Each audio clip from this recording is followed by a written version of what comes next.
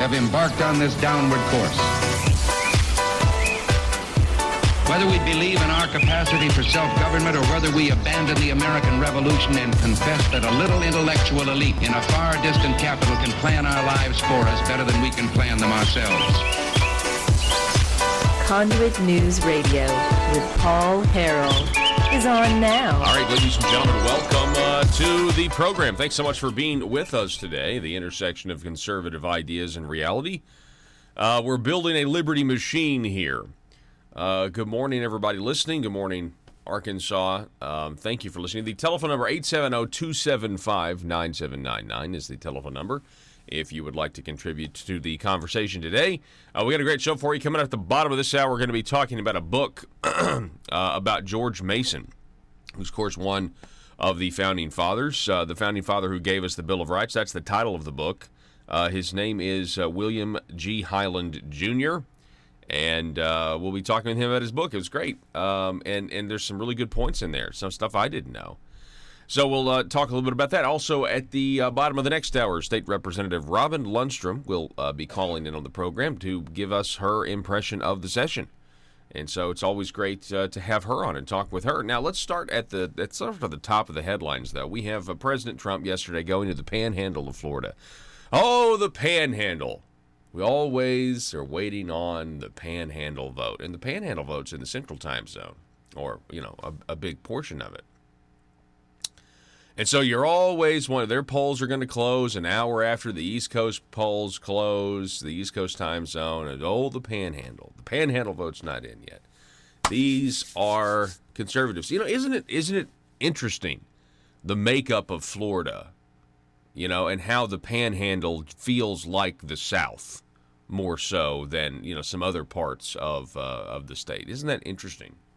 Just in terms of, I don't know, I mean, it's interesting that the people down there just tend to vote for. I wonder why that is. Like, is it a geographic, like, are there actually geographic things down there that make more conservatives want to live there? I just don't know. Maybe somebody's from Florida that's listening can tell me why that is. Now, I mean, obviously I know.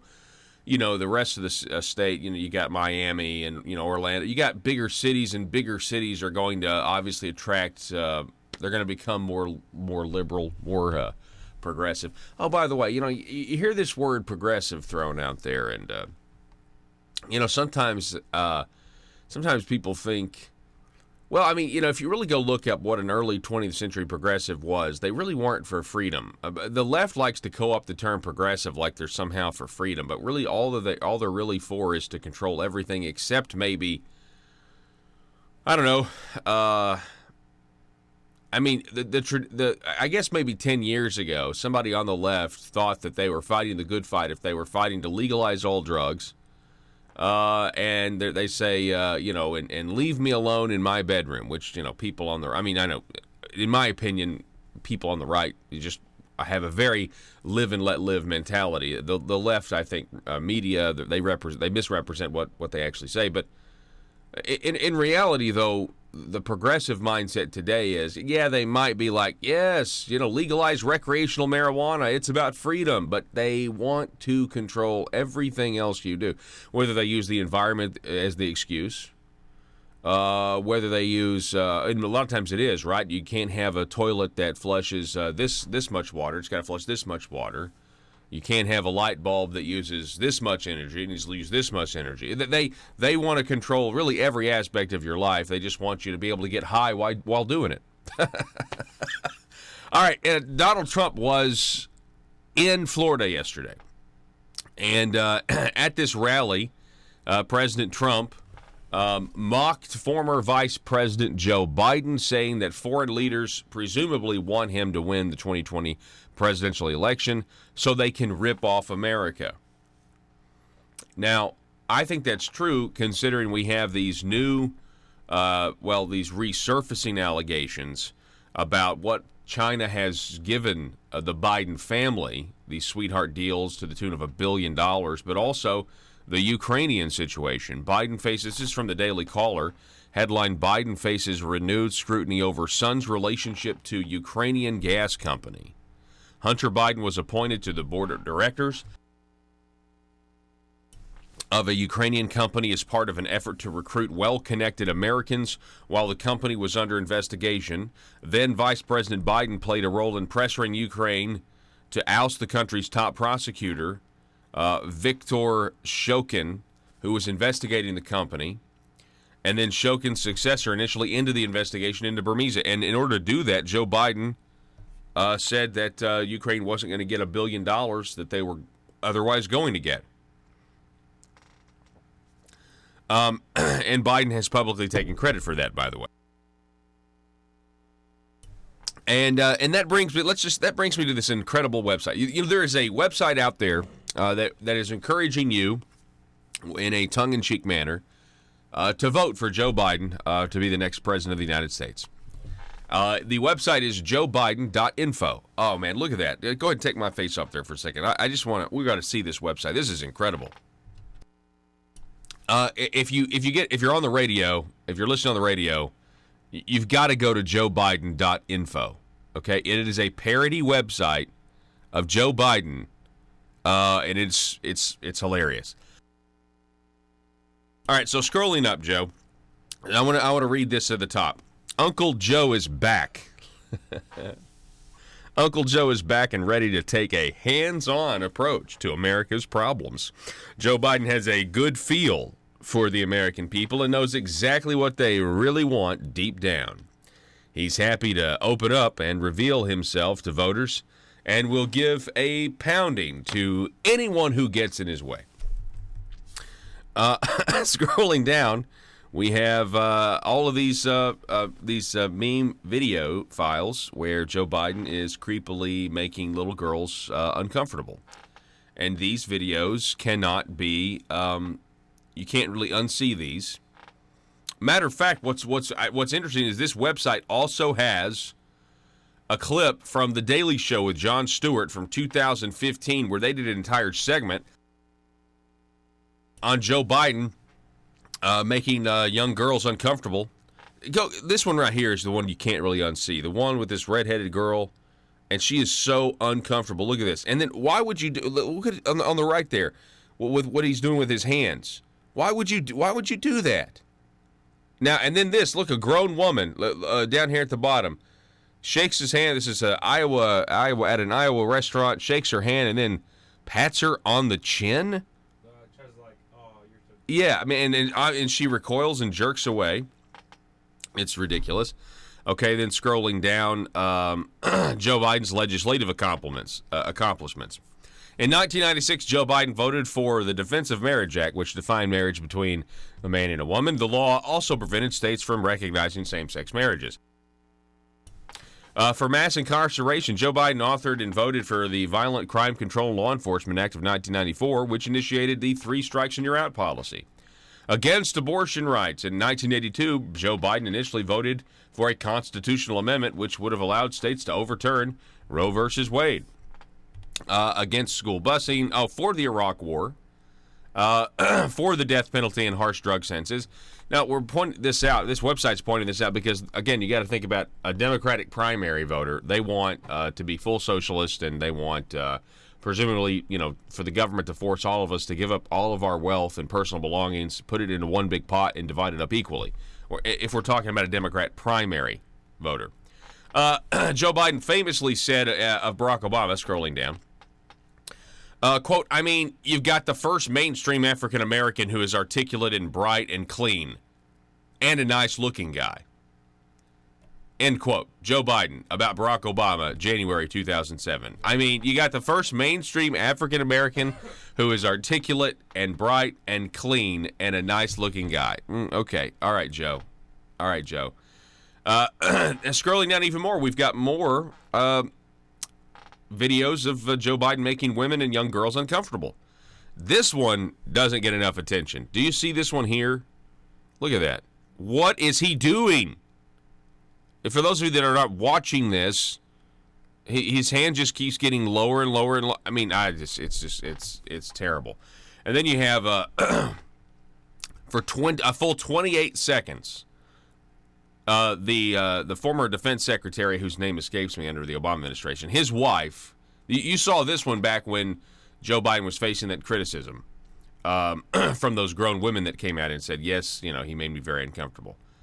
And then, of course, you have his famous Indian accent and donuts, meaning you cannot work at a 7-Eleven unless you have a slight Indian accent. This is former Vice President Joe Biden who said these things. And then, of course, you got these two Daily Show videos comparing Joe Biden and Hillary, and then the other one that's specifically on all of these weird photos. Then, of course, Joe Biden, March 2019, says no man has a right to lay a hand on a woman. And then you go back up there and you look at, he seems like he thinks he's got the right, doesn't he? And then from Ukraine with Love. Joe Biden's son was a board member of a Ukrainian company under investigation. Vice President Joe Biden threatened to withhold loan guarantees from Ukraine unless they fired the prosecutor. And Ukraine then fired the prosecutor, and Biden bragged about the whole thing. If you want to hear it, you just click on that video. He bragged about the whole thing. That he was going to threaten if they didn't, threaten to take the $1 billion if they didn't fire the prosecutor. And it's just right there. It's black and white, folks. Anyway, this website will inevitably be pushed to the bottom of the search results by Google here very soon. But this parody website is going to also, the Silicon Valley giants are also eventually going to start taking away people's domain names that they bought. And they're going to do it by pressuring hosting sites like GoDaddy or others to then just, discontinue service. This is what's going to happen next. Because, see, here's the thing. The American people are still going to get their news from these alternative sources. They're going around the gatekeepers. We have a communication system that is very advantageous for spreading information, whether it's true, whether it's sort of true, whether it's whatever. And I just want it to be completely free and open. And then there are these other people that just don't think you can trust people to make up their own minds. They don't believe our society is going to work unless the government gets involved and tells us what's true and what's not, unless these Silicon Valley giants get involved and tell us what's true or not. They have a political opinion, obviously, just like the government tries to tell you that there's just some things the government must do. They want to convey to you that those certain things that that the government is capable of being apolitical, meaning non-political, and that's not true. Everything the government does is political. Let me say that again. Everything the government does is political to somebody, somewhere, at some time. And so same thing is true with these companies. They are acting based on an agenda. That's why these big companies that are essentially more powerful than governments in a lot of ways right now, they're able to control what you see and what you don't see. And eventually, though, the people are going to continue to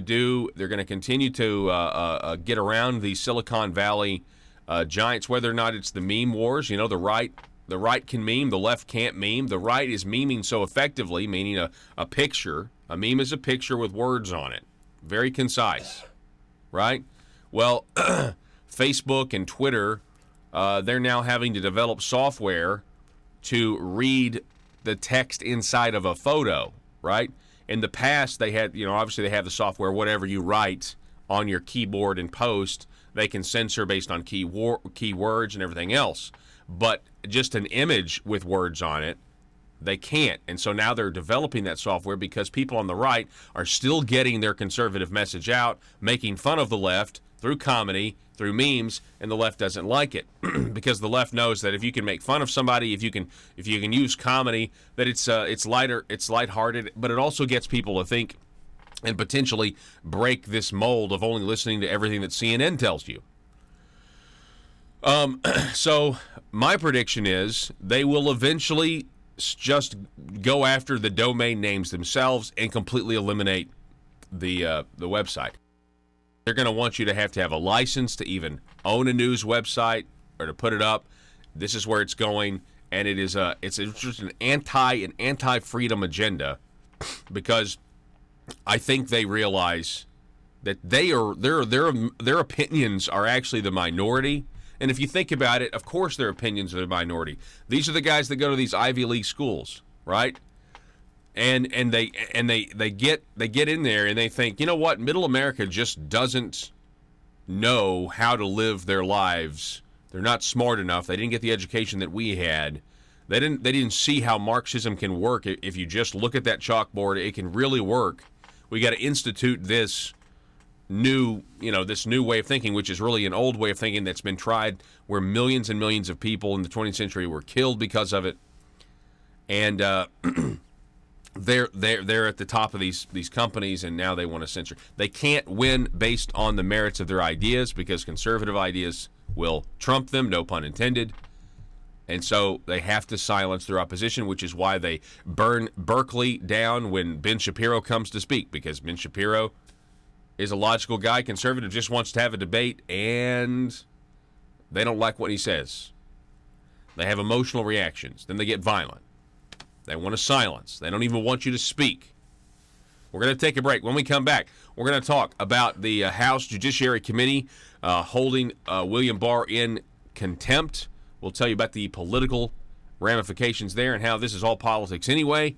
Don't go anywhere. This is Conduit News Radio. Again, we have a guest author coming on the program to talk about his new book, and State Representative Robin Lundstrom coming up at 7:33. Don't go anywhere.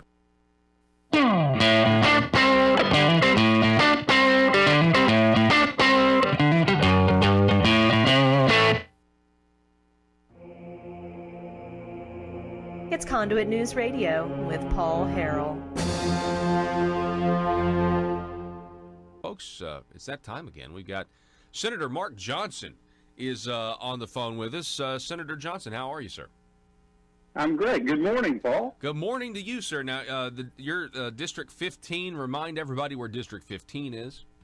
Well, we only have a half hour, but I'll be quick.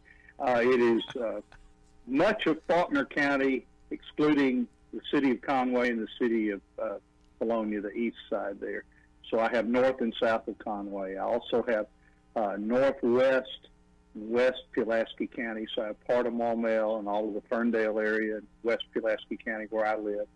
Most of Perry County, all of Conway County, and about the middle third of Van Buren County. So I go from Ferndale, west of Little Rock, all the way to north of Clinton. So it's a Hey, folks, it's me, Paul Harrell. I want to say hello to everybody out there who's listening. We appreciate you and your support, especially those listening on KFPW, the Marshall out of Fort Smith, 96.7 FM, 1230 AM. You know, for all of our listeners, if you ever miss the program, you can get us online at conduitnews.com, facebook.com/conduitnews, or our YouTube channel. Just search for Conduit News and be sure to click the subscribe button and click the little bell to receive notifications. Here at Conduit News Radio, we provide you multiple ways to listen to your number one source for Arkansas news and politics. ConduitNews.com.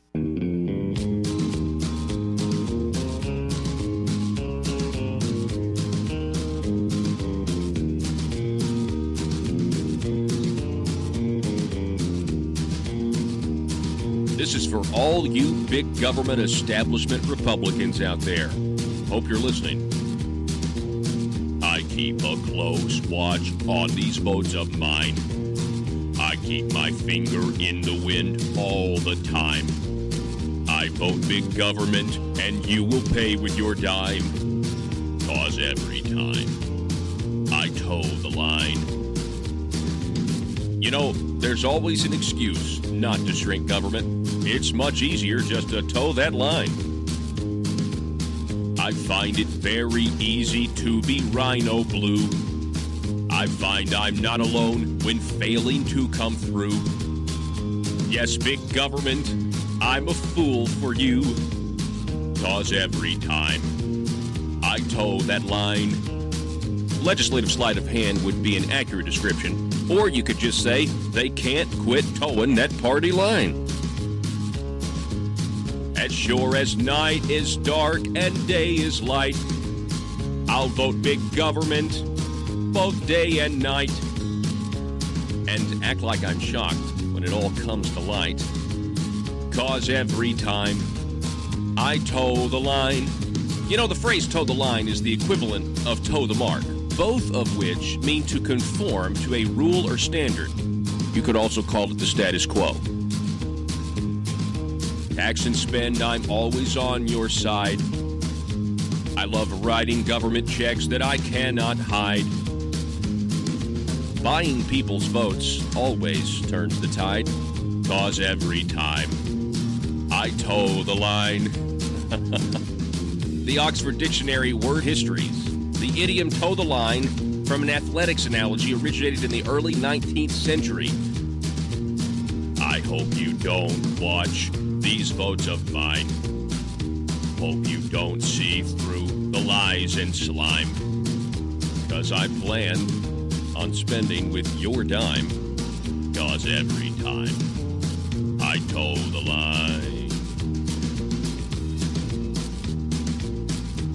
You know, toeing the line is what the folks down in Little Rock call progress.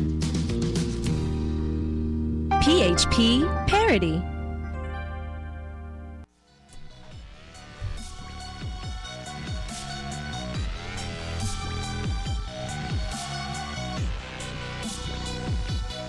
Need your daily news fix?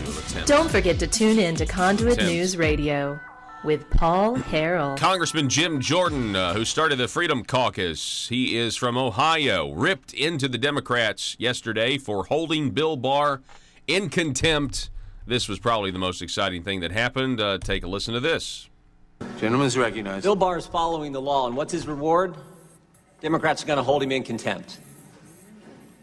I don't think today's actually about getting information. I don't think it's about getting the unredacted Mueller report. I don't think last week's hearing was actually about having staff question the Attorney General. I think it's, as my colleague said earlier, I think it's all about trying to destroy Bill Barr because Democrats are nervous he's going to get to the bottom of everything. That's exactly what I've been saying. He's going to find out how and why this investigation started in the first place. Never forget what Bill Barr said a few weeks ago, 3.5 weeks ago, when he testified in front of the Senate Finance Committee.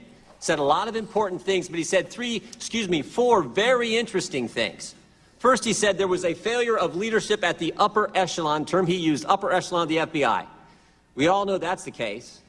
Director Comey's been fired. Deputy Director McCabe fired, lied 3 times under oath, according to the Inspector General. FBI counsel Jim Baker demoted and left, currently under investigation by the Justice Department. Lisa Page demoted and left. Peter Strzok, deputy head of counterintelligence, demoted and fired. Peter Strzok, the guy who ran the Clinton investigation and the Russian investigation. There was certainly a failure of leadership at the upper echelon of the FBI. Second thing the Attorney General said 3.5 weeks ago in front of the Senate Finance Committee. Spying did occur. Said it twice. Yes, spying did occur. Third, he said, there's a basis for my concern about the spying that took place. And maybe the most interesting thing, 2 terms he used that frankly I find frightening. He said there was, in his judgment, he thinks there may have been unauthorized surveillance and political surveillance. Scary terms. We got to go back to January 3rd, 2017. Senator Schumer on the Rachel Maddow show talking about then President-elect Trump says this: if you take on the intelligence community, they have 6 ways from Sunday at getting back at you. Now, I don't know if the FBI went after President Trump in 6 ways, but I sure know they went after him in 2 ways. And the first one is the now famous dossier. On October 21st, 2016, the FBI used one party's opposition research document as the basis to go to a secret court to get a warrant to spy on the other party's campaign. That happened. Wow. Democrat National Committee, the Clinton campaign, paid Perkins Coie law firm, who hired Fusion GPS, who then hired a foreigner, Christopher Steele, who did what? These talked to Russians are and put together the facts of this case. Jim Jordan echoing what I have said for 2 weeks now. They have got to trash Bill Barr, because when he goes to that podium to announce indictments or charges against former Obama administration officials, the media has to have cause to say it's not true. Yeah, it really is. So, Senator Johnson, I really appreciate you coming on, Mark, and talking to us and giving us your impression of the session. So let's just start generally. Senator Mark Johnson, what was your impression of the session 2019? Well, we did some things we should have done and could have done, and we cut some taxes. We raised some other taxes, although I think the taxes that we raised, I think we could almost call user fees. We increased the tax on cell phones, the 911 service fee, which was, as far as I'm concerned, one of the biggest bang for the buck things that the consumer could get by paying an extra 60 cents a month.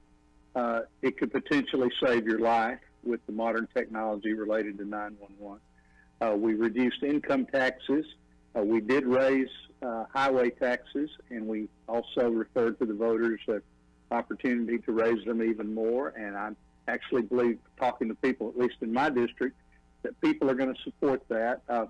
Paul, I have I'm going to call it a trophy. I don't know if it's probably, most people would think of it as one, but I have the lower control arm came off of my car because I hit a pothole big enough to break the control arm.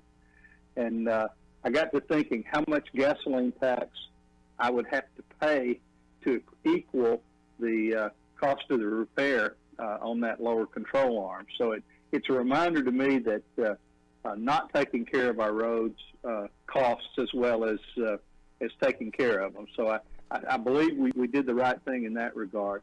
Most importantly, we cut our income taxes, both corporate and individual, and we especially, of course, the left likes to talk about, well, you're really cutting it on the rich. Well, we'd already done the middle class and the low income tax cuts in previous years, and it I believe will be a big thing in making Arkansas competitive with our neighboring states that we cut our income tax eventually to the top rate of 5.9%. We're competing with Texas and Tennessee that don't even have personal income taxes. And I've always said that if you want to know what difference it makes, go look at the Toyota truck plant in San Antonio and realize that probably but for the Arkansas income tax, that plant would be in Marion, Arkansas right now. So I gave the session a B+. There were some things I wanted I didn't get. My most important one being the legislation to take pensions away from public officials that commit crimes in the line of duty. So let's go there. I do want to come back to some of the tax stuff, but let's talk about that, because that was an effort to try to do something.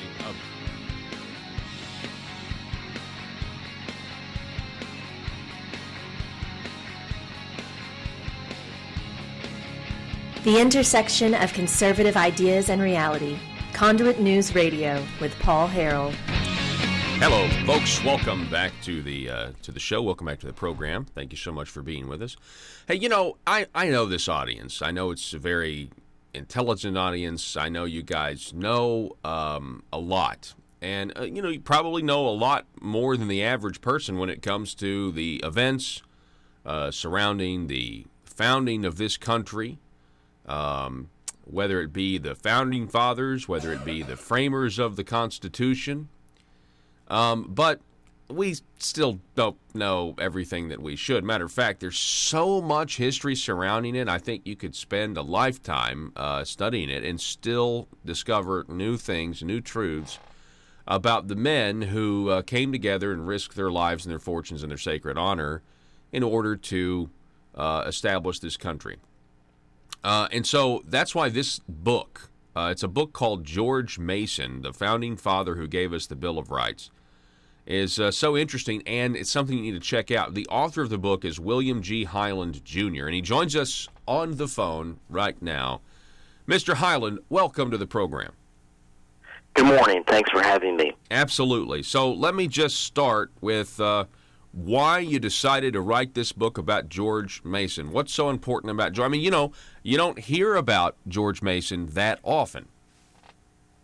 Well, he's really one of the lost founding fathers. And the more I researched him, the more I found that he is probably one of the most important figures in U.S. history. One of the interesting things about Mason is that he actually coined the term life, liberty, and the pursuit of happiness. Wow. And he wrote those words about a month before Jefferson penned his Declaration of Independence. And Jefferson basically borrowed a lot of his language and used those terms in his declaration. Wow. I didn't know that at all. I'd never heard that before. Why do you think why do you think it all gets just kind of obviously Jefferson's the author, but George Mason, I mean, I'm here, the Declaration of Independence was not Jefferson's original idea. He adapted it directly from Mason's Virginia Declaration of Rights. He did. He borrowed it heavily, and it was written about a month before the July 4th Declaration. But Mason is more important, I think, for really the father of the Bill of Rights. Madison gets credit for it, but it was Mason's Virginia Declaration of Rights. It was written in 1776 that basically formed the blueprint for our first 10 amendments. For example, he wrote the freedom of the press, freedom of religion. He actually wrote the Second Amendment, the right to bear arms. And this was all 12 years before the Constitutional Convention in 1787. Yeah, you know, and I've often heard this, and by the way, we're talking with William G. Highland Jr. He's author of the book George Mason, the founding father who gave us the Bill of Rights. You know, I've often heard that, you know, there were some that didn't want the Bill of Rights in the Constitution because they thought the Constitution itself was clear about enumerated power. So obviously we don't even need the Bill of Rights because, yeah, we have those. Those are inerrant. Those are just they're man's default. Well, that is, you're correct. Washington and Madison thought that a Bill of Rights was superfluous. And that's the interesting thing about George Mason. He was one of three men who did not sign the Constitution because it did not contain a Declaration of Rights or a Bill of Rights. And it was really he and Patrick Henry in the Virginia Convention that got the Bill of Rights attached to the Constitution.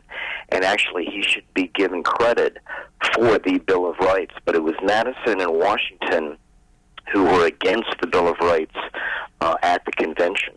And, you know, I mean, obviously, I think I'm glad it worked out with a specific list of rights, just because I think it's helped us maintain more of our freedom in the long term. But you know, I think it's fascinating that was an argument that was had, because it shows you how serious these men took the idea. It seemed like they would both agree that government has a tendency to grow because a government is made up of men, and men are going to try to use that government to take the liberties away in some form of their fellow man. Okay, so you have one side that says, well, the Constitution itself, this is it. This is going to protect man's liberty and their God-given rights. And then you say, no, we need to go a step further, because there's going to be inevitably this growth, and they're going to try to come after. They're going to try to do more than what we've prescribed that they're going to do. Do you agree with that? Oh, absolutely. And that was Mason's clarion call. He believed in individual rights, individual liberty, and he was much, much afraid that the federal government was going to have too much power. And that was one of the reasons he did not sign the Constitution. Both he and Jefferson were anti-federalists. They believed in individual rights, individual liberty, and they thought that too much power was concentrated in the federal government in the Constitution, and that's one of the reasons he did not sign the Constitution. Wow. So talk about God-given rights. That was in the original, some of the original drafts of the Declaration, right? Yes, it was, and Mason was a very deeply religious and Christian man. In fact, he thought that these natural rights, life, liberty, and the pursuit of happiness, were God-given to every man, not given by the government, but natural rights given by God, by the Creator.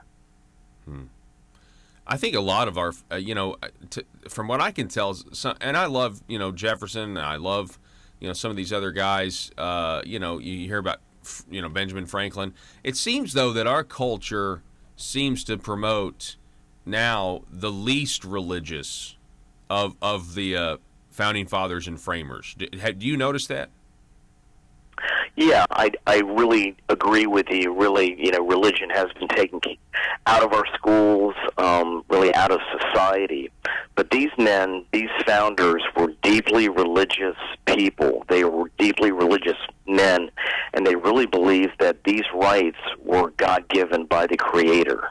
Yeah, and yeah, certainly I think we've. I mean, that's becoming harder and harder to say. Even in public, we're talking with William G. Highland Jr. Well, let me not say not harder, but less acceptable. And he is author of the book again, George Mason, the founding father who gave us the Bill of Rights. And so let me ask you this, William: have you been a student of history for a long time? I have. This is my fourth book. My first book was on Thomas Jefferson and the controversy on whether Jefferson had an affair with his slave, Sally Hemings, and I really debunked that myth. But the more I researched Jefferson, I found that George Mason was one of his mentors. Mm-hmm. Yeah, and so, okay, so one area of study leads you to the other and another. And so that's kind of what I was saying at the beginning here. It's not inexhaustible, but it's pretty close to being inexhaustible when you're trying to look at, the formation of this country. There's just so much history there. There's so much history, and these men were just fascinating. They say that the World War II generation was the greatest generation, and I don't want to take anything away from that, but these men really were the greatest generation.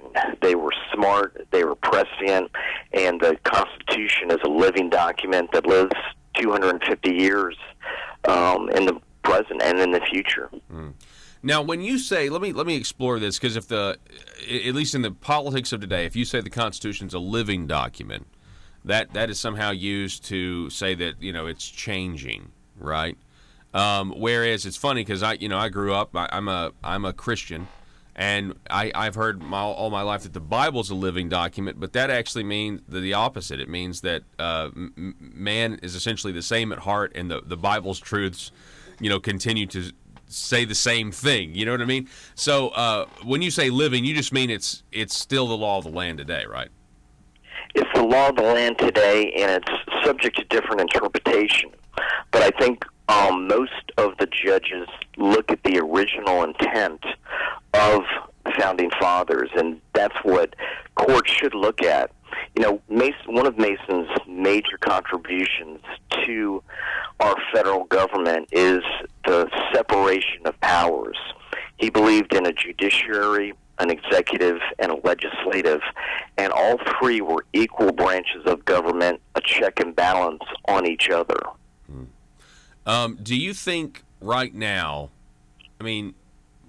obviously the country has grown in terms of the size of the government far beyond what the Constitution originally prescribed. So, there are many that say that, hey, look, we've got a lot of work to do if we ever want to rein that back in. And I know we're talking about your book, but I'm just curious, as a student of history, have you thought about what we should do, if anything, right now? Like, is there a few things that we could do in an attempt to try to rein in, the growth of government, the power of the federal government at this point? One of Mason's famous quotes that was, all power is vested in and derived from the people. And I think if he were alive today, he would definitely want to see more power given back to the states to make individual rights, individual liberties, individual decisions, less power in the federal government. And I think maybe he would be in favor of some of these regulations that Trump has been trying to cut through for federal bureaucracy. So he was big into individual rights and giving more power back to the states and not to the federal government. Yeah, oh my goodness. Yeah. I completely agree with you. And I think there's more and more people that is their answer. I was listening to, another radio host named Chris Ann Hall. She was talking about this word, delegate, and how it means it's a temporary delegation of power. The states temporary delegate, power to the federal government. And yet now that we have the courts that have interpreted the word delegate to mean surrender the power. And, I just thought that's interesting because that's not even what the actual dictionary version of the word delegate means. And but yet here we are, and I agree with you 100%. The states have they've got a huge role to play. If it wasn't for the states, we wouldn't have even had the Constitution. Oh, Oh, absolutely. And one of Mason's famous quotes in his Virginia Declaration of Rights is that government is and ought to be instituted for the common benefit, protection, and security of the people.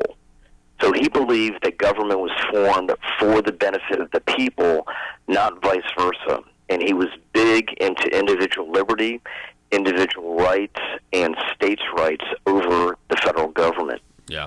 Well, the book is George Mason, the founding father who gave us the Bill of Rights. Again, that is, among history people, I'm assuming, William, is controversial because, a lot of times Madison is going to get the credit for that. And you're saying, hey, no, look, it's George Mason. We need to look into this guy. And William G. Highland Jr., author of this great book. I appreciate you coming on the program, and I encourage people to go out and get it on Amazon or your local store. And I appreciate you working on this book, William. Thanks for your time. Absolutely. Thanks for having me. Yes, sir. William G. Highland Jr., everyone. Again, the book, George Mason, the founding father who gave us the Bill of Rights. Check it out. Listen to this write-up. Mason is arguably America's most unappreciated and underestimated founding father. And, if that's the case, let's spend a little time on it. Listen, many people say that you just have to go back and look at what the original idea was. And we have gotten a long way away from that, just slowly but surely, a long way away from that. And if you go back and read their own words, I started doing this 10 plus years ago. This is my 10th year of radio, but, a year or two before that's when I started to read for myself the words of the founding fathers, right? Go actually read, not what the history tells you George Washington said, but he's got a diary. The man, these people kept journals. You can go and read their thoughts on theology. You can read their thoughts on the nature of man and government and what's right and what's wrong, and it's fascinating. It's absolutely fascinating how thoughtful they were in this. And given what I have seen, and I'm going to be, this is seriously here, like what I have seen, how difficult it is to actually get the truth, and I mean real truth, real agreement out of a legislative process. I cannot imagine how we ended up with the document that we did, that at least for the first 100 years, the Constitution of the United States, for the first 100 years after that document was the law of the land, the American psyche was essentially, leave me alone, government. I can do this myself. And after that first 100 years, we started to have this gradual, it was just a chipping away, government doing more for people surrender through apathy, surrendering their personal responsibilities. And I was talking with a friend yesterday about how, where the church plays in. The church put a lot of their responsibility off on government as well. And here we are. So the telephone number, 870-275-9799.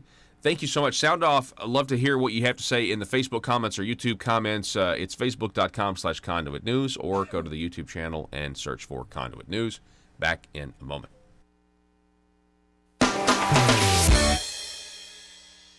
Are you a conservative-minded young person and want to let the world know about it? Are you tired of rolling your eyes as your professor regurgitates progressive, PC, neo-Marxist nonsense? Then you should interview on Conduit News Radio's Young Conservative segment and tell us about why you believe the way you do. Tell us how you came to be a conservative and what are your views on government. Now, if you're worried that your neo-Marxist professor may also be a right-wing talk radio listening masochist, then names can be changed to protect the innocent. It's the Conduit News Radio Conservative Future segment. To be interviewed, call 870-275-9799. That's 870-275-9799. If you're like me, you believe that small business is the heart of Arkansas's economic engine, and it should be viewed that way by the politicians in Little Rock. Conduit for Commerce also believes, like you and I believe, Policies that achieve less regulation and lower taxation help small business in Arkansas thrive. Other policies like small, constitutionally consistent government and reducing citizen dependency on government keeps it from growing and expanding its influence on our daily lives. Conduit for Commerce works every day to educate the general public and legislators on these important priorities in the name of Arkansas small business. By the way, contributions to Conduit for Commerce are tax deductible. Log on now to conduitforcommerce.org and click on Contact Us on the right side of the page. That's conduitforcommerce.org. Go there now and learn the facts on protecting small business in Arkansas. About the corruption. We've seen a lot of corruption, former senators and, going to jail or being indicted. So why didn't, that was a really good, I thought, disincentive to steal from the people if you lose your government pension if you're convicted of a crime. But why didn't that pass, Mark? Well, there were a couple of reasons. The most important one being that it literally did get lost in the bureaucratic gobbledygook. The retirement committee retains an actuary, and I always thought the actuary's job was to kind of run the math to make sure that the people that are going to retire and the people that are paying in, it all balances out. The investments are doing well. In this case, the actuary raised the specter of our pension plan being jeopardized by the Internal Revenue Service because of a bill like this. I thought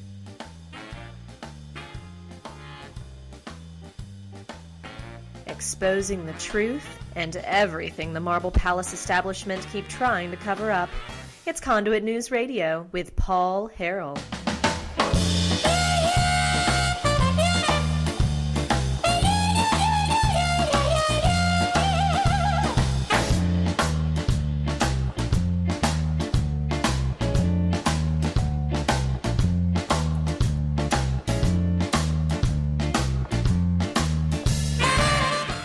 All right, so we have a few comments here.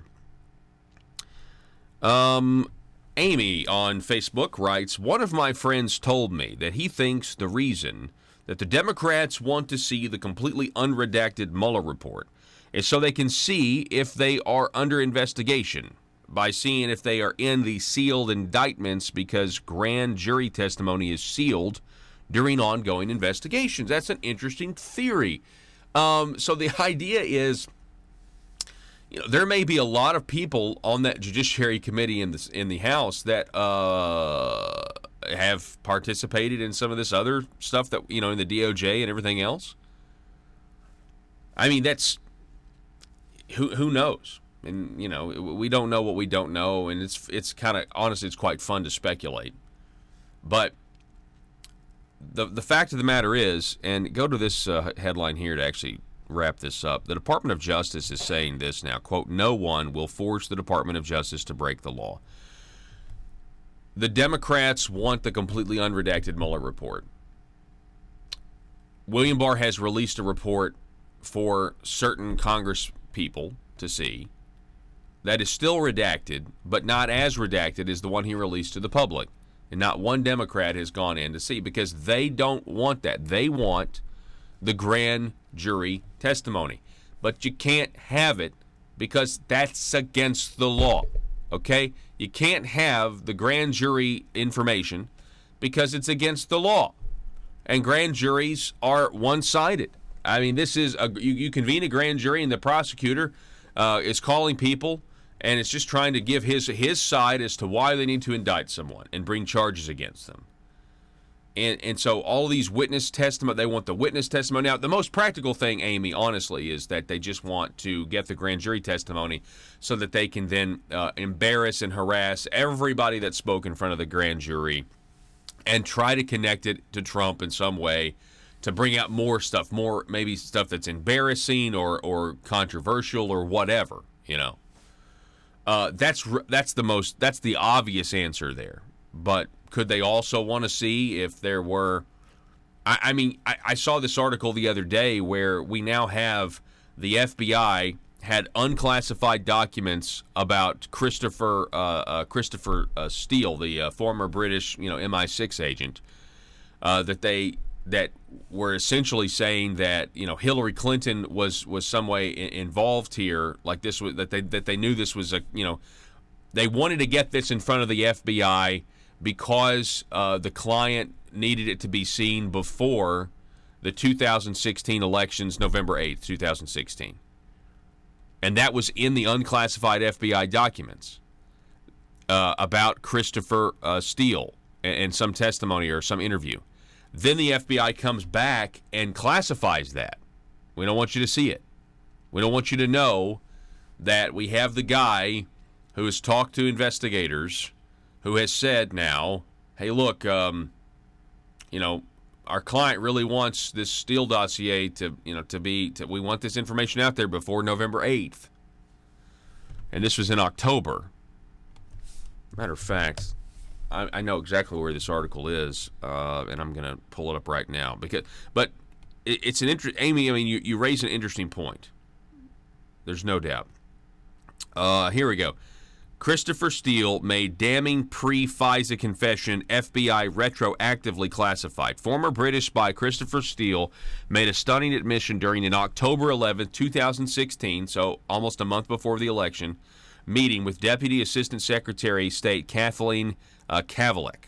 Just 10 days before the FBI used his now discredited dossier to justify securing a FISA Intelligence Surveillance Act warrant to spy on Trump campaign aide Carter Page and the campaign's ties to Russia, according to The Hill's John Solomon. Deputy Assistant Secretary of State Kathleen Kavalek's written account and apparently Kavalek's written account was meticulous. It was detailed. I mean, and it's like the best authority because she kept such detailed notes. Her account of the meeting with FBI informant Christopher Steele, again, MI6 agent, shows the Hillary Clinton campaign funded British intelligence operative admitted that his research was political and facing an election day deadline. According to a typed summary of the meeting, which sat buried for 2.5 years until an open records litigation by Citizens United, said Steele said that his client is keen to see this information come to light prior to November 8, the date of the 2016 election. Also attending the meeting was an employee of Steele's Orbis security firm, Tatiana Durin. And according to the Hill's Kavalek's notes of the meeting, during the stunning admission, do not appear to have been provided to the House Intelligence Committee for its Russia probe. This is according to Chairman Nunes, meaning they never even got this information. Quote, they tried to hide a lot of documents from us during our investigation, and it usually turns out there's a reason for it, Nunes told The Hill. The FBI has retroactively classified Kavalek's notes on 4/25/2019, despite the fact that it was originally marked unclassified in 2016. It's set to declassified December 31st, 2041, 25 years after the election. Now, this was yesterday's article. I now have seen a report that the FBI is going to unredact even more of Kavalek's notes. So stay tuned for that, and I would watch The Hill's John Solomon. I'm sure he'll be updating everybody on that if he hasn't already. Matter of fact, I'll do a quick search on that when we return. Hey, folks, coming up at the bottom of this coming hour at 7:30, we'll be talking with State Representative Robin Lundstrom and hearing what she thought about the Arkansas 92nd General Assembly in her impression of the session. We will see you here in just a little bit.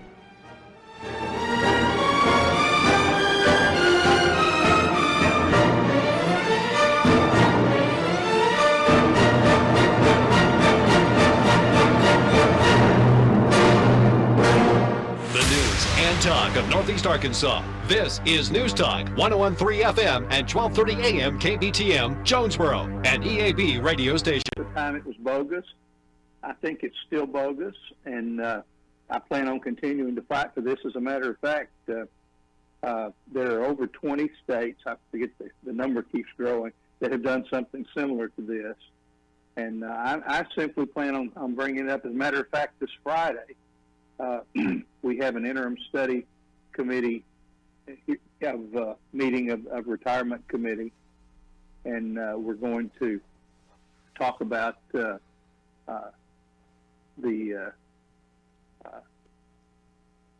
it's what's called an interim study proposal, which is basically we referred a bill to interim study, and the committee's going to study it. But hopefully we can flesh this thing out a lot better and have more time to answer some of the objections that might be, and it's even some legitimate objections that might have been raised. You know, Paul, the retirement committee is a joint committee, and it only meets once a week. Well, if you miss your window or you have to tweak a bill, then you've lost at least a week of the session.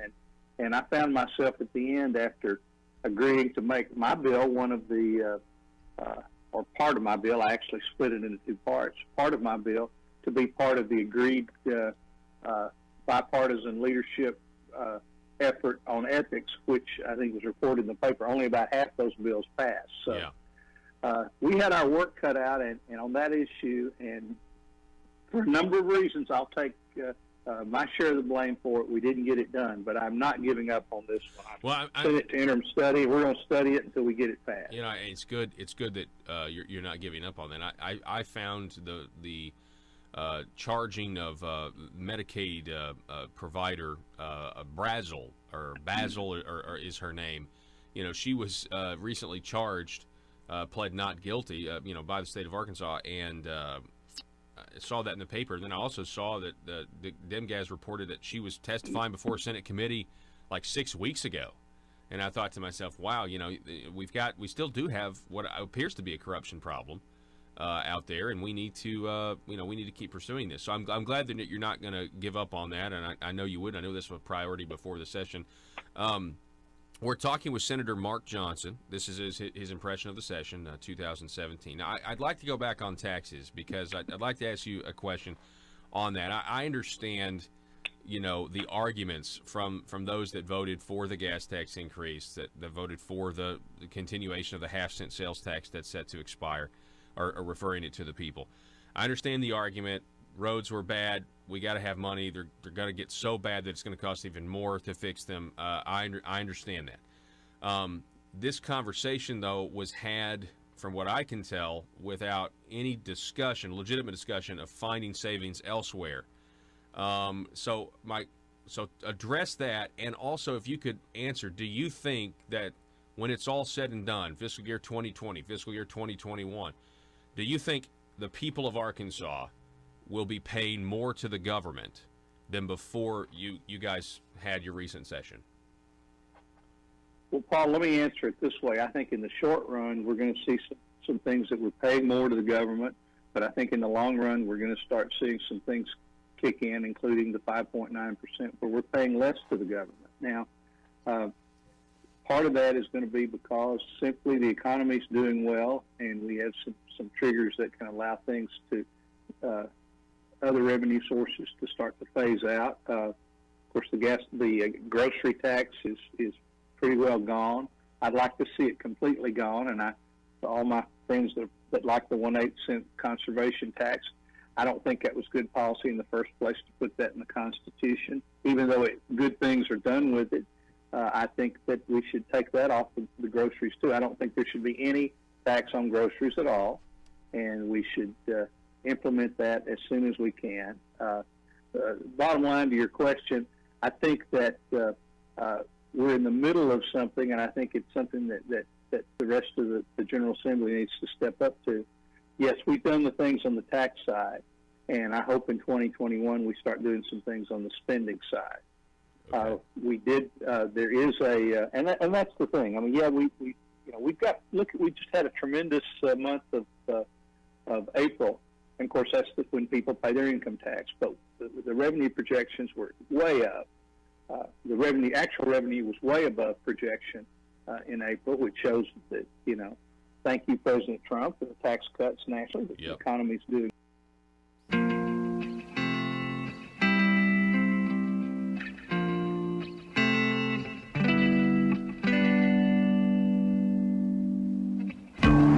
I think it's time we ask ourselves if we still know the freedoms that were intended for us by the Founding Fathers.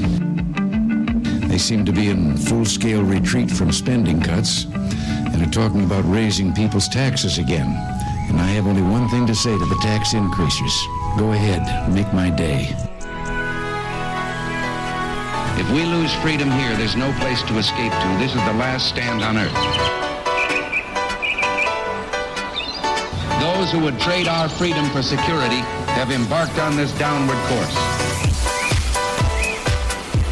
Whether we believe in our capacity for self-government or whether we abandon the American Revolution and confess that a little intellectual elite in a far distant capital can plan our lives for us better than we can plan them ourselves. Conduit News Radio with Paul Harrell is on now.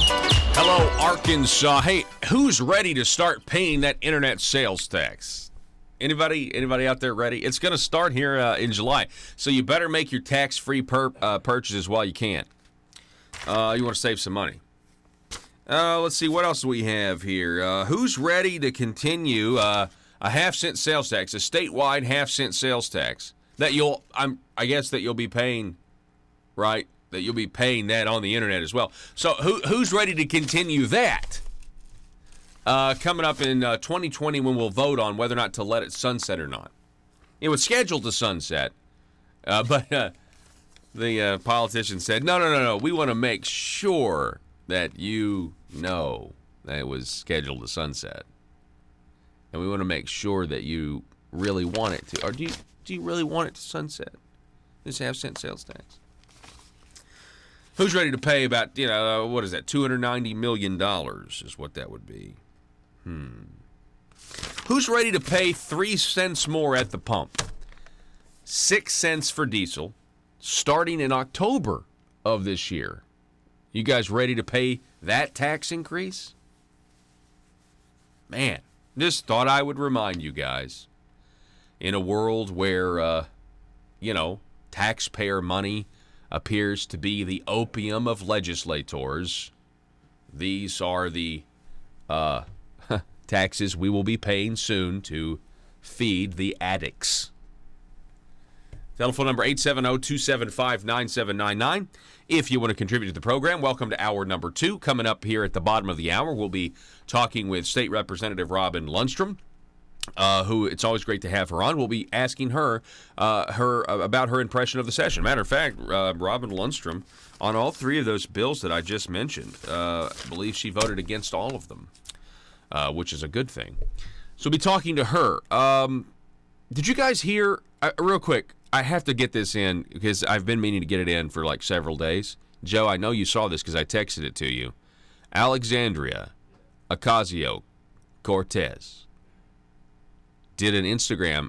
I thought she was trolling people at first. I thought there's no way she's being realistic. She did a video and posted it, a live video, where she didn't know what a garbage disposal was. Now think about that for a second. Didn't know what a garbage disposal was. That's wild. And so it got me thinking, do people in New York not have garbage disposals? Is that a thing? Are there, obviously if you're in a higher end situation, but I'm sure they have, but Is that not a thing? I know New York has tiny apartments. Obviously, they're not going to have those type of amenities. But, the New York Post, Ocasio-Cortez, garbage disposals were never really a thing in New York City. And then I saw this one. Alexandria Ocasio-Cortez's awakening, what her garbage disposal says about New York and America. This from the New York Daily News. Right? And she asked if it was environmentally friendly. Chopped up food particles? Like, come on. We're going to have to get the girls together and have a sorority meeting to decide whether or not, how does a garbage disposal work anyway? We were more than a little charmed. Listen to this. What is the point of this? Is this trying to highlight the difference between, like, normal America and the big cities that are so disconnected? She's in Washington, D.C., though, with a garbage disposal, and she's like, ugh. She's a New Yorker, and garbage disposals were rightly illegal here for decades, deemed too hard on the pipes and sewer systems. Before they were finally rolled out in a limited fashion, started in 1997. What? No garbage disposals. No salt. Can't have salt. You got to request salt on the table. Let's see. They're trying to say even Donald Trump lived without an environmentally suspect modern convenience. Yeah, but Donald Trump was living in New York without garbage disposals. You really believe that? You really believe that? I don't know if I even believe that. Like, we, Donald Trump included, lived without an environmentally suspect modern convenience that real America takes for granted. What did you know? We survived. I thought Donald Trump, though, again, reminding everybody out there, he's a New York billionaire that the left wants you to believe is a racist, sexist, bigot, homophobe. You know, because New York's just full of people like that. Telephone number 870-275-9799.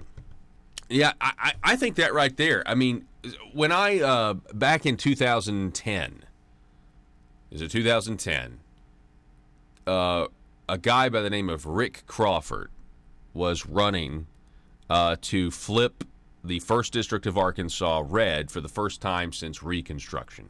Okay? Democrat Congressman Marion Barry had said, I'm out. I'm not going to run again. Okay? Now, why did he say that? Because he knew he was going to lose, respectfully, because of Obamacare. And that's just what it was. And there was articles out there to say that he said, you know, you're going to kill us. So, you know, you had it was pretty straightforward. And then I remember I did an interview with Rick, and again, this was a long time ago now, but I did an interview with, like, one of the first interviews I did with him after he had been serving the state in Washington, D.C. for a while. He came, I was like, so how is it? I mean, you got to tell us, like, what's going on up there. And he said, you know, bottom line is this. I've realized being from Arkansas, serving in Washington, D.C. is part of the gridlock. Now, I think it's gotten worse personally, and he may agree, and maybe we'll ask him the next time he's on the show. But he was like, part of this issue, this divide, is just the fact that urban environments and rural environments have completely different values. And he might have said needs or wants or whatever, but I mean, I think it just comes down to values. I mean, this garbage disposal thing is like the perfect example of it, by the way. And I think it's only gotten worse. But I mean, you know, if there were no garbage disposals in New York, I mean, what is that? That's an environmental thing, or it could be a practical pipe thing as well. You know, I mean, if this is true, I don't know. But I thought she was kidding. I couldn't believe it. Like, I thought she's got to be wanting people to make fun of her to say, you know, so she can, I don't know, turn the tables on us or whatever. So the city of Little Rock is looking to cut $5.3 million in their budget. This is what's been proposed, and it's the mayor, it's the new mayor, the new Little Rock mayor, Scott. He is he's proposing a $5 million cut. When's the last time you heard that happen in government? A $5 million cut. Little Rock Mayor Frank Scott Jr. has recommended amending the city's budget to reduce expenditures by more than $5 million, making cuts to Parks and Recreation. Don't tell Leslie nope.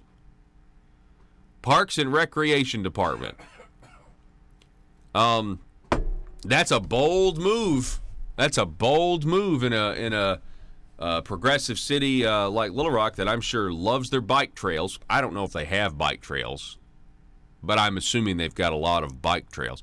I know they got a lot of parks, and apparently, according to the Gazette, they presented two different possibilities for amending the 2019 budget, and they recommended the first, which creates a $5.3 million savings, in part by eliminating 48 jobs.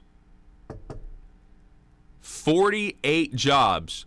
$5 million in cuts, 48 jobs. Frank Scott Jr., mayor of Little Rock.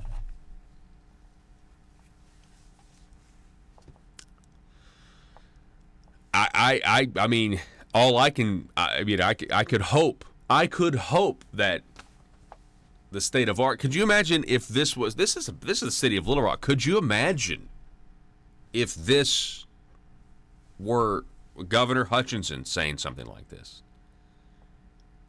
I mean, I think that would be fantastic. We didn't hear that. I mean, we've got government reorganization, some positive things happening, but think about that. Can you imagine the backlash? I mean, I'm sure he's getting backlash. Let me just scroll down here. 48 jobs. Okay, $5 million, 48 jobs, and here's some comments on the Arkansas Democrat Gazette's website. The city has just started to make headway with its rundown park system. Hate to see backsliding. Okay, let's see. What is this? What is this? Golden goose? If the Chamber of Commerce was a duck, we'd have foie gras factory by now. We waste so much money on that black hole with no accountability. Ask any small business owner what the chamber did to help them get started in Little Rock. It'd be a short conversation. Oh, wow. Okay, so we have somebody that's kind of upset at the chamber. What else do we have? Reading the comments of the city directors, it's no wonder why Little Rock has the budget deficit of $7 million. It's also a reason many of these directors need to find another cash cow to milk. Look, directors, you put the city in dire straits financially with no real plan to bring it out of the deficit. You passed a budget that was in the hole to start with. This is somebody on the website name by the name of R. Bear.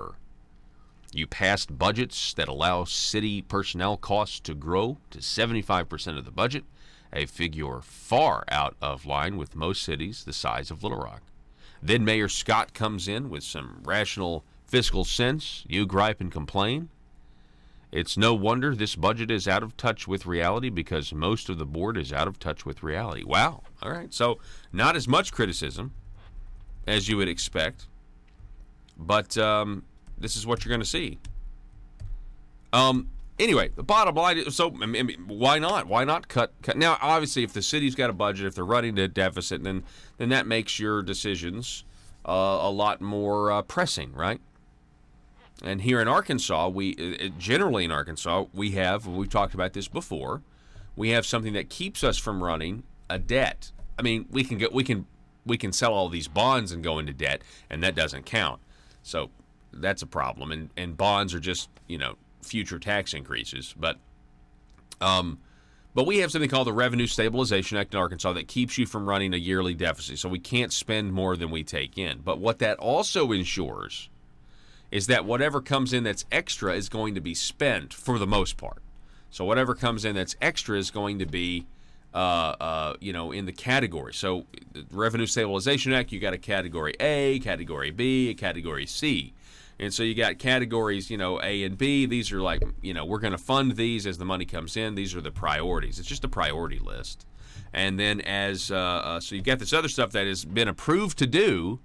Like, we're going to do it. It's lower on the priority list, but it's been approved. So if the money's there, we're going to do it. And so the revenue increases. It keeps coming in, and it just gives people an excuse to, get a pet project going or to get some great idea going, right? It's always about, speaking of parks, right? Let's just take parks, for example. It's always a great idea. This is the way we think about government now is, what if we had this? Oh, well, that's a fantastic idea. And people always are like, well, yeah, that's just because it's a good idea doesn't mean you can afford it and doesn't mean you want to take on the long-term commitment of paying for it forever. It's like every time you add a new government service, now that's another thing that we have to fund forever. And then when more essential services, let's say you're in an economic downturn, nobody wants to cut anything. So good job, Frank Scott Jr. Just on its face for saying, hey, listen, we got to cut $5.3 million and get rid of 48 jobs. This is what the private sector would do if their budget was all out of whack. They would propose a budget like this. But, we always think whether or not something's, well, that would be a great idea, but then we don't ever think, well, should we do it? Meaning, well, of course we should. It's a great idea. All right, in theory, it's something that we would all love to have, whether it's a bike trail or whether it's a new park or whether it's a bike lane or whatever. And no, I'm not against, I mean, I don't bike. Obviously, I'm not a biker. I'm not. But, all these things cost money. And if we had unlimited resources, man, go for it, right? But we don't have unlimited resources. And that's a reality that we forget, and people in government forget it because they're not spending their own money, they're spending someone else's money. Let me know what you think about Little Rock and their proposed budget cuts. I mean, I read this yesterday and couldn't believe it. Then there's another option they presented that was riskier, proposed steeper cuts with 80 layoffs and a decrease in expenditures of $7.4 million. Anyway, we're going to take a break. Don't go anywhere. We got State Representative Robin Lundstrom coming up here in a little over 10 minutes. Back in a moment. Well, and I'd like to see that. If we have the same response to the tax cuts from Arkansas that we've had nationally, then we're going to see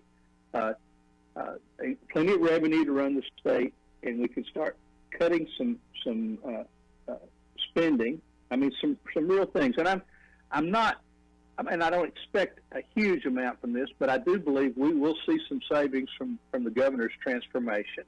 I don't think it's the panacea to fix state government by any means, but it's a step in the right direction, and I appreciate him doing it. I told him when he asked me how I stood on it, I just made it simple. I said, Governor, you're the head of the executive branch. Within certain parameters, I think you ought to be able to organize it as you wish. But he believes it will result in some efficiencies, and certainly not having every small agency have their own HR department and their own accounting department can Hey folks, it's me, Paul Harrell. I want to say hello to everybody out there who's listening. We appreciate you and your support, especially those listening on KFPW, the Marshall out of Fort Smith, 96.7 FM, 1230 AM.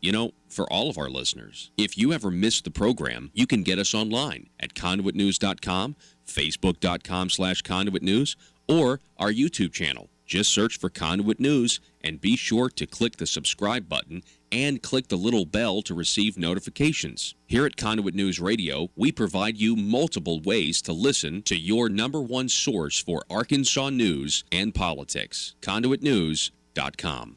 Let's face it, times are tough for the Arkansas General Assembly. They're all waiting for the spotlight exposing public corruption to end, so they won't be under so much scrutiny. And during this time, what if you're a legislator and you need money? What if you're slapped with a huge expense? What if your check for consultant services is late this month? Or maybe you just need extra cash now until payday. When that happens, you can't wait. Hi, I'm Bobby Blackmail for the Arkansas Intra-Legislator Bank, your trusted source to over 135 lenders to get you short-term cash fast. Use the Arkansas Intra-Legislator Bank today, and you can have up to $12,500 cash in your checking account tomorrow. Dried up bribes no longer coming from Medicaid entities? Handled. Extra cash until your hopeful acquittal? Done. And you'll be surprised at how easy it is to get extra cash. Just be an elected official and be comfortable with the status quo, and we'll connect you with a fellow legislator who is ready to loan. It's quick and easy. And don't worry if you can't make the payments, because the Arkansas Intra-Legislator Bank is designed to help you get through these tough economic times. There are other ways you can pay off your debt, like by voting the way the establishment wants, or by rewarding some with committee chairmanships. So forget about overdraft fees and the spirit of covetousness that sometimes overwhelms the best of lawmakers. Just remember, the Arkansas Intra-Legislator Bank for short-term cash between colleagues when you need it fast. Some transactions have long-term consequences. Paul Harrell, parody.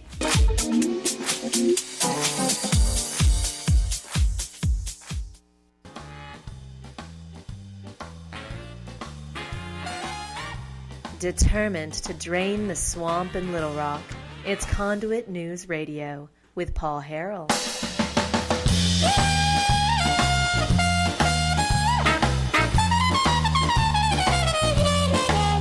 Here we go. Okay. All right, yesterday Yesterday I told you about the New York Times bombshell, right? Donald Trump from 84 to 94 having billions of dollars in losses. Of course, the Times story leaves out the real estate bubble crash, and they leave out the tax code and everything else. And Donald Trump obviously explained it, and it just that it's fake news, and they're just grasping at straws here because they don't understand. They're counting on the average reader to not understand finance and tax policy, and the specialized business that he was in. But what's really funny is if you watch the Apprentice, which I didn't really watch, and I mean, you forget that Donald Trump was on network television, NBC News, for a long, long time. Click this YouTube video though, and it's funny. It's like the Apprentice scoops. It's like they're telling stuff that Donald Trump's already been honest about how he was in debt and almost lost everything. Listen. But it wasn't always so easy. About 13 years ago, I was seriously in trouble. I was billions of dollars in debt. But I fought back, and I won. Big league. I used my brain. I used my negotiating skills, and I worked it all out. Now my company's bigger than it ever was. It's stronger than it ever was. And I'm having more fun than I ever had.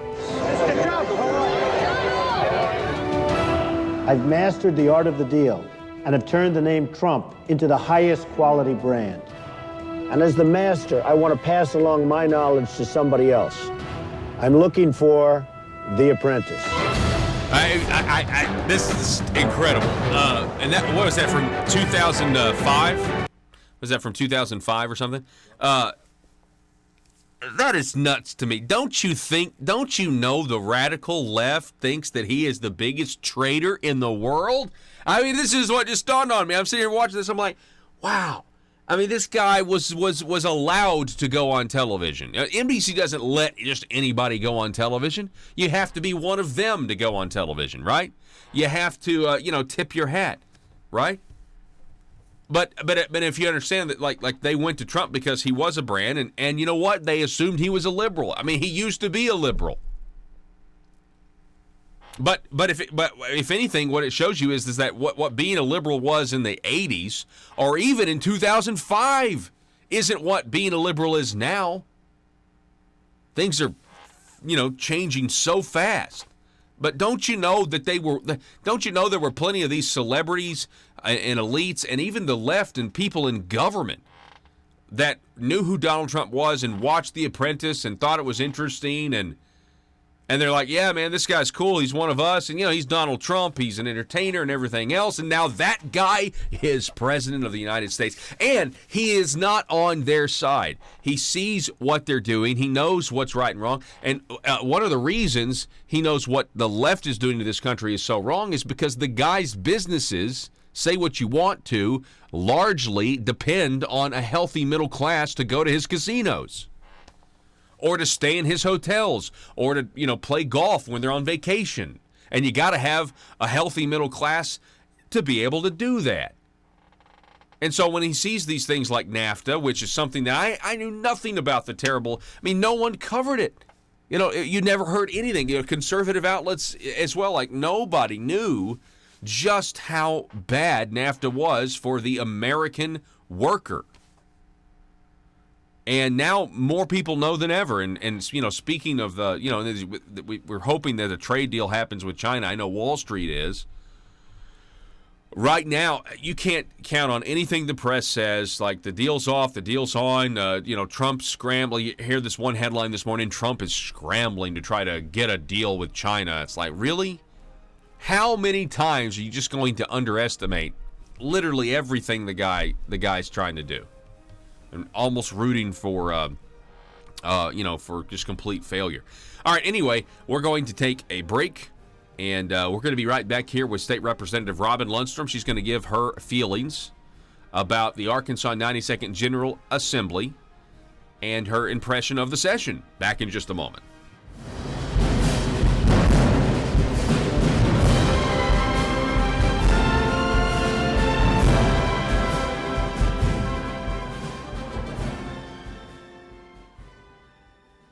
Efficiency savings, and I hope we see that, Paul. Well, I'm glad you brought that up. I hope that the governor's transformation, I hope it works well. Yeah, I also hope that it saves money, and time will tell.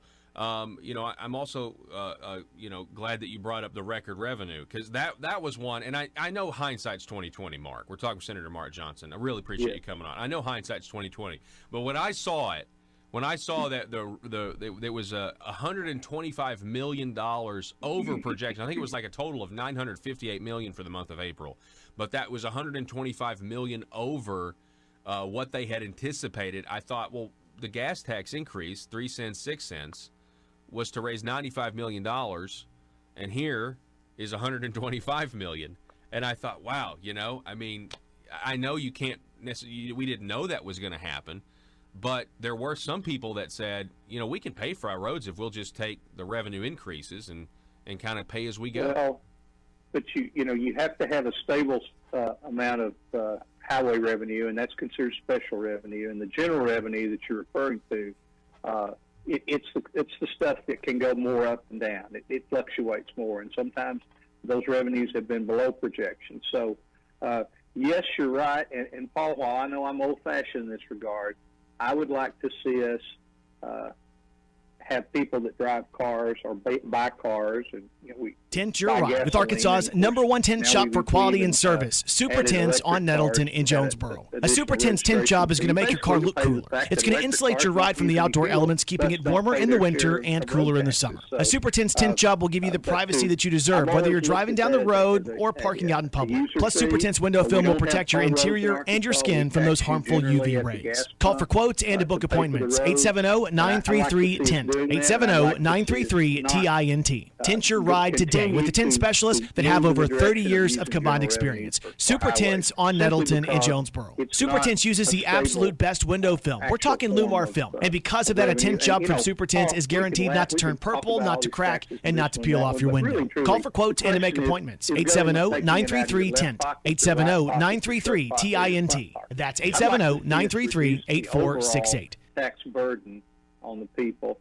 And the only way we're really going to do that in the long run is to start reining in the cancer of spending in state government. It's just the most natural thing on earth for government to grow, and we have to make a concerted effort to start to reel it in. And I think that's something you'll see more of as we move forward. I know that a lot of members of the General Assembly, you've probably heard Lieutenant Governor Griffin talk about what he calls the toe tax, the old one, and he.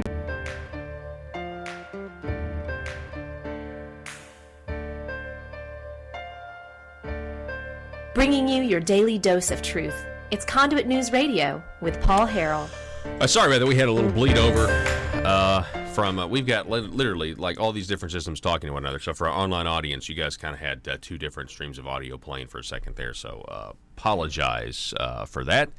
The telephone number, 870-275-9799, if you want to contribute to the conversation. Hey, please welcome back to the program. We've got State Representative Robin Lundstrom on the line. She's from District 87. Robin, good morning. Good morning. It's always great to have you on, and I know we did this 2 years ago, this specific segment. This is our impression of the session. Session is now over, so I'm going to just give it to you. You can take it away, and then we can get into specifics later. State Representative Robin Lundstrom, what was your impression of the session 2019? It depends on there are a lot of different impressions. There's some things that are good. I think we got some things done in some areas that I thought we did a really good job in, and then other areas I thought we spent too much money. It just depends on your political views. If you're a moderate, you're probably really happy. If you're a Democrat, you're probably really happy. If you're a conservative, you're probably a little on the grumpy side. So it just kind of depends on how you look at things. We did get some good things done as far as business tax cuts. I thought we did a great job in that area. We passed a $62 million unemployment tax cut. That was my baby, so obviously I'm a little proud of that one. Yes. So there were some things that got done in those areas. Education, got some things done there. Boxing, medical marijuana, a little bit more before the Pandora gets out of the box. Finally got some of that done. which in the nick of time. Yeah, now the marijuana thing, that was one to try to kind of regulate edibles. And is that the one you're talking about? Yes, medical marijuana. We needed to regulate edibles, so there'd be no gummy bears, no gummy worms, things sold to kids, chocolate, cookies, that type of deal, and then no medical marijuana advertising. So you're not driving down the road seeing gummy bears and your kids going, "Hey, Mom, I want some gummy worms." Kids thinking that was okay. We need to keep it medical. So that got done, which I was thrilled. So there were some things that did get done. It was kind of scattered. It was a better run session as far as we didn't have as many bills filed. And so just that, to me, that's a better, in the long run, less is better. Mm-hmm. So. Yeah. I think you're right. There were some good things done. I love the social aspect this time. I thought it was really good. What you guys did on the pro-life side of things was very, very good. Oh, definitely. Very strong. And now, we're in a position, if Roe versus Wade is struck down, Arkansas abortion pretty much becomes illegal. Yes. If that happens. And go ahead. That's right. And then also we had the 18-week abortion ban, which is fantastic. I love what Jason Rapert and Mary Bentley did. That's a preemptive strike. We don't have to wait now and come back 2 years later. If Roe versus Wade gets struck down, immediately that law goes into effect. And people at first, when that bill was filed, were like, that's just show pony stuff. And it's not, because at any point in time, any state that challenges Roe versus Wade or when Planned Parenthood challenges it and takes a state to court and it ends up in the Supreme Court, you don't know what's going to happen. Mm-hmm. So always being prepared is a good deal. We're talking, and then the 18-week abortion ban, rolling that back was good. Yeah, absolutely. And that's just, that's science and, a baby's viability is more and more we're realizing, that this, to me, it's life at conception, but you know what I mean? We try to save as many lives as we possibly can by rolling it back more and more.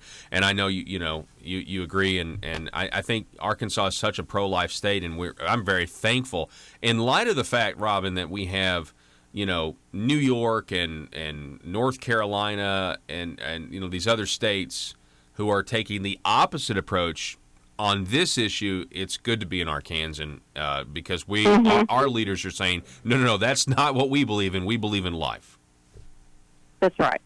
I was really pleased in that area. I was pleased we didn't do a bunch of gun bills that didn't move the ball forward and just caused a lot of drama. I feel like when we do that, we open ourselves up and don't get things done in that area. If we can't strengthen our gun laws, I don't want to mess with them. So we didn't. I was pleased with we did tackle some unemployment fraud. Now, if you commit unemployment fraud in Arkansas, not only do you have to pay it back, but you have to pay it back plus a fine before you can get unemployment again. Mm-hmm. So there were things like that they weren't very sexy. They didn't end up in the papers. But those are things that are going to help employers and help our system function a little bit better. Again, we're talking with State Representative Robin Lundstrom. I'd like to talk about some of your no votes. 3 of your no votes specifically that are, I think, fantastic votes.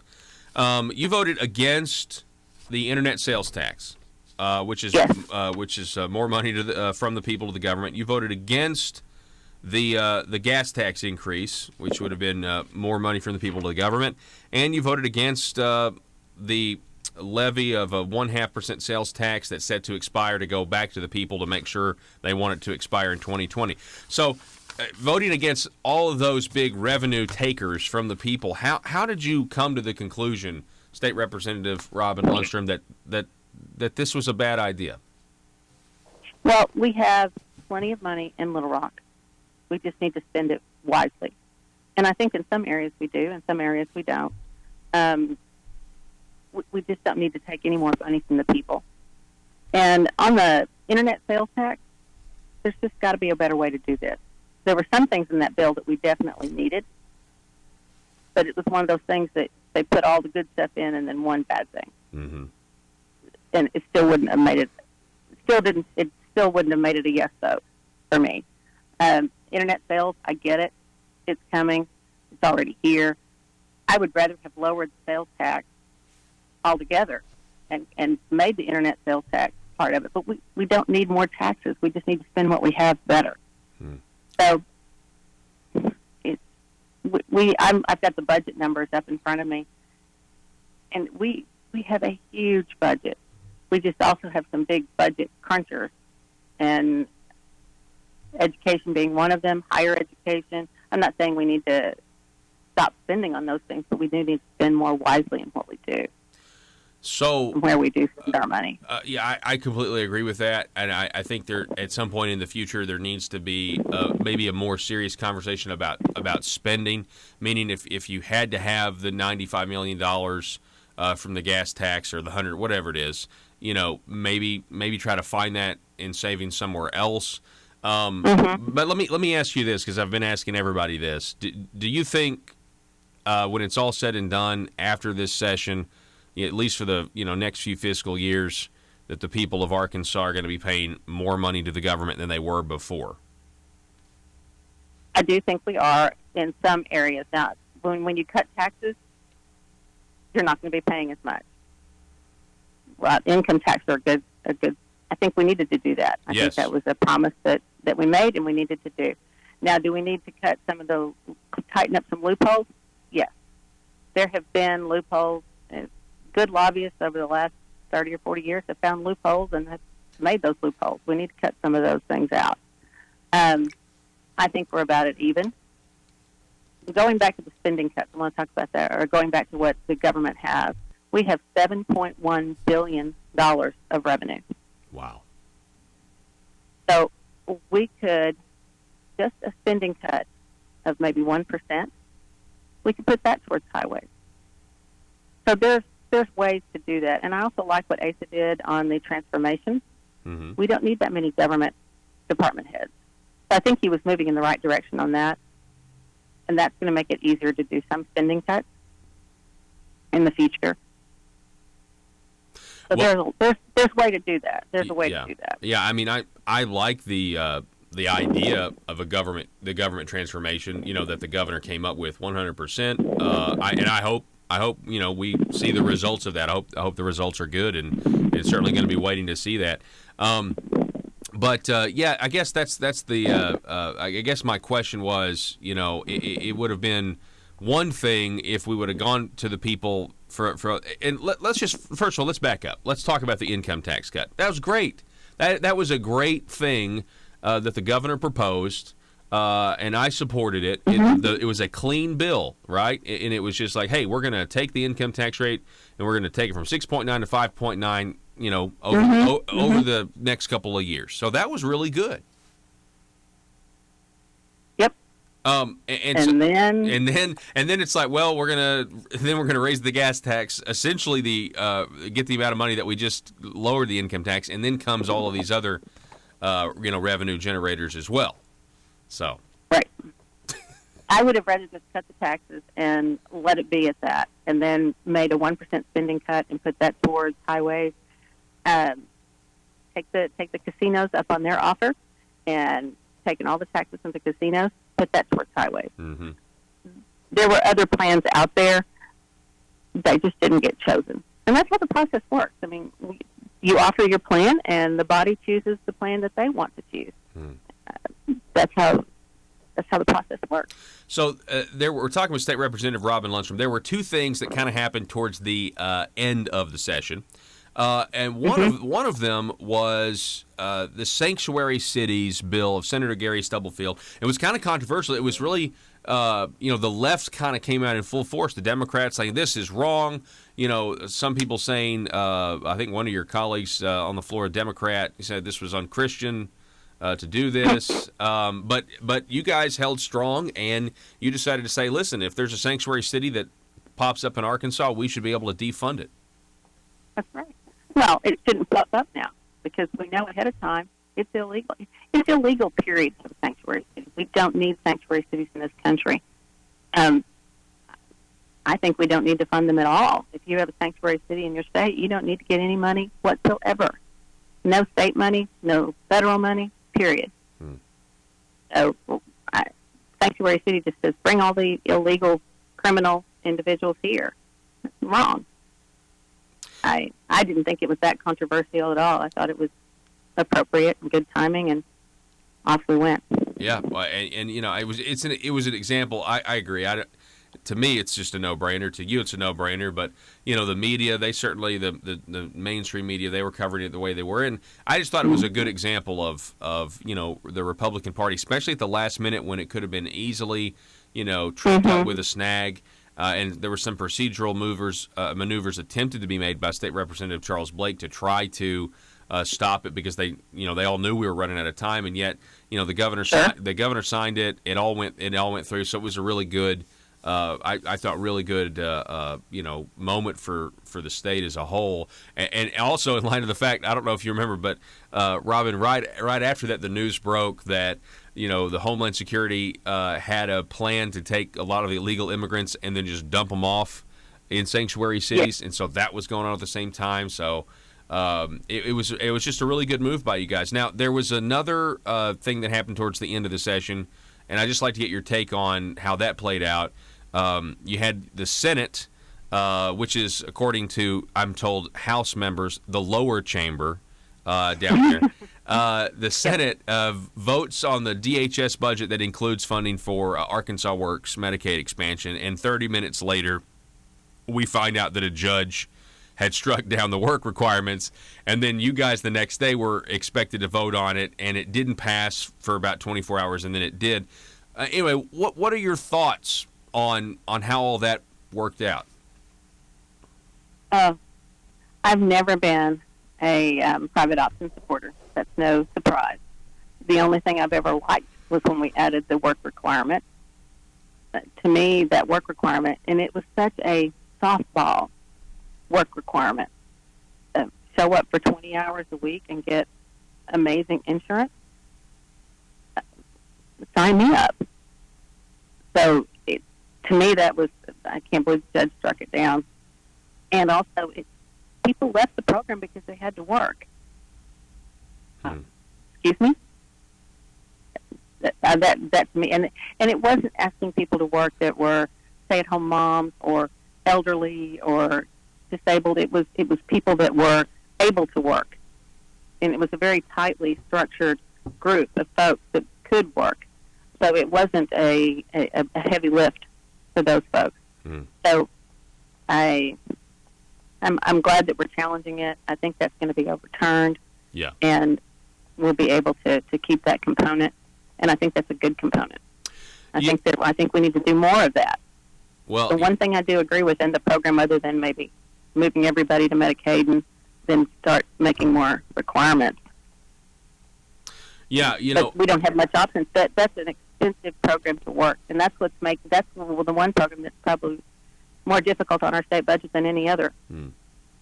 Yeah. And it may be kind of the reason. I mean, I've speculated that maybe the reason we've kind of gone after more money from the people, and we can't just do a straight, you know, tax cut without having it balanced on the other side is because, well, sure, you know, that program. You've always got that 800-pound monster in the corner growling at you is private option. You never know when that's going to blow up. You can't cap it. You can't control it. It's huge. Your DHS is the biggest spender in our budget, period. And some of it's very needed. The stuff for special needs children, that's very needed. That's the kids that can't take care of themselves, aging adults. But if we took care of the ones that really, really needed it and then paired out the ones that didn't, it would change a lot, but we can't. So DHS is a $1.7 billion. Wow, that is so much money. That's crazy for me to even comprehend. Well, it's huge. Well, State Representative Robin Lundstrom, I appreciate your work. I appreciate you coming on. I really appreciate your no votes on these 3 bills. Again, these, the internet sales tax, the half-cent sales tax, and then the gas tax. I mean, you voted no on all 3 of those, and I really appreciate your consistency. And I just want to encourage you and say thank you and keep up the good work. So. Oh, you're very welcome. I'm honored to be there, and I'm honored to represent my district, and I'm thrilled to have that opportunity. And I'd love to come back on anytime. All right. Well, we will do it again. Have a great rest of the week, State Representative Robin Lundstrom. Be safe. And, folks, we will talk to you here in just a minute on the other side of this break. The telephone number, 870-275-9799. Back in a moment. Are you a conservative-minded young person and want to let the world know about it? Are you tired of rolling your eyes as your professor regurgitates progressive, PC, neo-Marxist nonsense? Then you should interview on Conduit News Radio's Young Conservative segment and tell us about why you believe the way you do. Tell us how you came to be a conservative and what are your views on government. Now, if you're worried that your neo-Marxist professor may also be a right-wing talk radio listening masochist, then names can be changed to protect the innocent. It's the Conduit News Radio Conservative Future segment. To be interviewed, call 870-275-9799. That's 870-275-9799. If you're like me, you believe that small business is the heart of Arkansas's economic engine, and it should be viewed that way by the politicians in Little Rock. Conduit for Commerce also believes, like you and I believe, policies that achieve less regulation and lower taxation help small business in Arkansas thrive. Other policies like small, constitutionally consistent government and reducing citizen dependency on government keeps it from growing and expanding its influence on our daily lives. Conduit for Commerce works every day to educate the general public and legislators on these important priorities in the name of Arkansas small business. By the way, contributions to Conduit for Commerce are tax deductible. Log on now to conduitforcommerce.org and click on Contact Us on the right side of the page. That's conduitforcommerce.org. Go there now and learn the facts on protecting small business in Arkansas. Believes that by just implementing some common sense savings and spending, that we can reduce the overall cost of government without burdening and actually give the people a significant tax relief and without costing us any services, just doing it, he said, a new way and a more efficient way rather than what he calls the old way. Yeah. Well, who knows? Maybe we'll see that in the future. Last question. Towards the very end of the session, probably a pretty big controversy where we actually saw the left be the radical left, had to do with sanctuary cities. The governor signed it. That was a good thing. What were your thoughts on how that all played out? Well, I was really pleased to see that. That was Senator Stubblefield's bill, and he worked really hard on it. Had to go back to the House committee a second time. I was over there when he took it to the House committee the first time, and I was really proud of the work he did.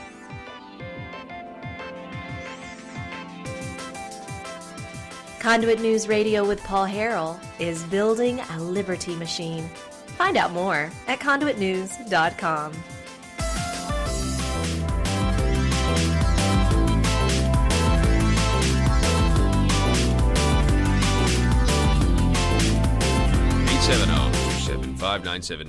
Welcome back to the program.